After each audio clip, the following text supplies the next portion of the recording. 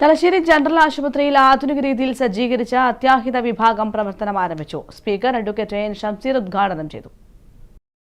പണത്തിന്റെ തൂക്കത്തിനനുസരിച്ച് ചികിത്സ നൽകുന്ന സ്വകാര്യ ആശുപത്രികൾക്ക് വേണ്ടി സാധാരണക്കാർ ആശ്രയിക്കുന്ന പൊതുജനാരോഗ്യ മേഖലയെ തകർക്കാനാണ് മാധ്യമങ്ങൾ ശ്രമിക്കുന്നതെന്നും സ്പീക്കർ എൻ ഷംസീർ പറഞ്ഞു. 2028 ആകുമ്പോഴേക്കും തലശ്ശേരി ജനറൽ ആശുപത്രി കെട്ടിടം കണ്ടിക്കലിലേക്ക് മാറ്റി സ്ഥാപിക്കും. അമ്മയും കുഞ്ഞും ആശുപത്രി പ്രവർത്തന സജ്ജമാവുന്നതോടെ കണ്ടിക്കൽ തലശ്ശേരിയുടെ മെഡിക്കൽ ഹബ്ബായി മാറുമെന്നും സ്പീക്കർ കൂട്ടിച്ചേർത്തു.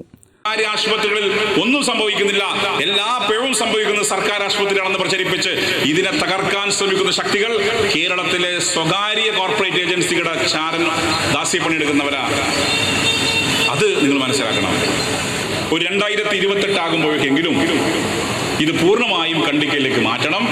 2026 മെയ് ജൂണോടുകൂടി നമുക്ക് ഈ പറഞ്ഞ പീഡിയാട്രിക് ആൻഡ് ഗൈനക്കോളജി ഡിപ്പാർട്ട്മെന്റ് ഇവിടുന്ന് പൂർണ്ണമായും അങ്ങോട്ട് ഡിറ്റാച്ച് ചെയ്യണം.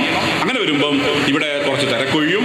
തുടർന്ന് പൂർണ്ണമായും ഒരു ഹോസ്പിറ്റൽ ഹബ്ബായി ഈ കണ്ടിക്കൽ മേഖലയെ മാറ്റി തീർക്കുക എന്നുള്ളത് ഞങ്ങളുടെ വിഷനാണ്. തലശ്ശേരി നഗരസഭാ ചെയർപേഴ്സൺ കാരായി ചന്ദ്രശേഖരൻ അധ്യക്ഷനായി. തലശ്ശേരി ജനറൽ ആശുപത്രി ഡെപ്യൂട്ടി സൂപ്രണ്ട് എം ജമീല, നഗരസഭാ വൈസ് ചെയർപേഴ്സൺ വി സതി, ആരോഗ്യ standing committee chairperson COT Shabeer, ward councillor Shahanas Mansoor, ജില്ലാ medical officer doctor KT Rekha എന്നിവർ പങ്കെടുത്തു.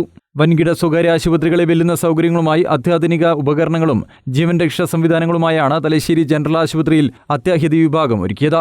Admission counter, reception, police aid post ഉൾപ്പെടെയുള്ള സംവിധാനങ്ങൾ കാഷ്വാലിറ്റിയോട് അനുബന്ധിച്ചുണ്ട്. News bureau, Thalassery.